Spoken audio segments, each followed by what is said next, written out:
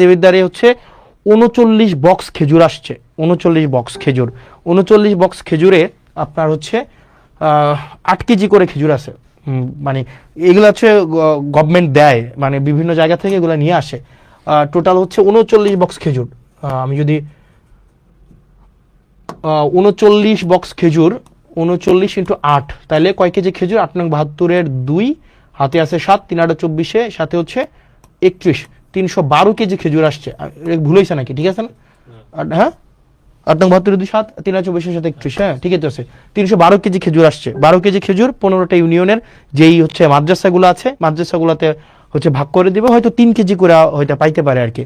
তো এই খেজুর কিছুদিন পরে কুরবানিকে সামনে রেখে উটের মাংস, দুম্বার মাংস এগুলো আসবে। তো আমরা চাই প্রত্যেকটা মানে এক পয়সা যেন, যে জিনিসটা আপনারা যেন বুঝে পান, মানে এই জিনিসটা যেন হচ্ছে কোনো মধ্যসত্ত্ব ভোগী ঢুকে বা চেয়ারম্যান মেম্বার নিজেদের মতো করে এটা যেন না করতে